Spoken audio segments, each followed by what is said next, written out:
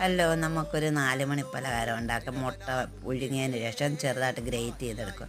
എന്നിട്ട് അതിലേക്ക് ഒരു ചെറിയ സവാള ഇട്ട് ഒരു തക്കാളി ഇട്ടതിന് ശേഷം മല്ലിയില ഇട്ട് ചെറിയ ക്യാപ്സിക്കം ഇട്ട് കൊടുക്കുക. ക്യാപ്സിക്കം ഇട്ടതിന് ശേഷം ഉപ്പ് ഇട്ട് ലേശം മസാല ഇട്ട് കൊടുക്കുക. നമുക്കൊരു സ്പൂൺ മുളക് പൊടി, ലേശം മസാലപ്പൊടി ഇട്ട് ഇച്ചിരി മഞ്ഞൾപ്പൊടി ഇട്ട് ഉപ്പ് ഇട്ടതിന് ശേഷം നല്ലോണം മിക്സ് ചെയ്തെടുക്കുക. മിക്സ് ചെയ്തെടുത്തതിന് ശേഷം നമ്മൾ മൈദ ഞാൻ ഇതിനകത്താണ് മുക്കുന്നത്, കോൺഫ്ലവറിനകത്ത് മുക്കി നമ്മൾ ബ്രെഡ് പൊടി ഉണ്ട് അതേ മുക്കുക, ഇല്ലെങ്കിൽ നമുക്ക് റവയിൽ മുക്കിയെടുത്ത് പൊരിച്ചെടുത്ത് മക്കൾമാർക്ക് കൊടുക്കുക.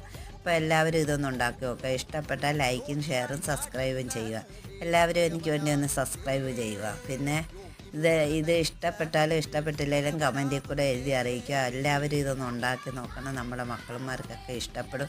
നല്ല ടേസ്റ്റാണ്. മുട്ടയിലായതുകൊണ്ട് ചില ടൊമാറ്റോ സോസും ഉണ്ടെങ്കിൽ അടിപൊളിയാണ്. അപ്പോൾ എല്ലാവർക്കും താങ്ക് യു.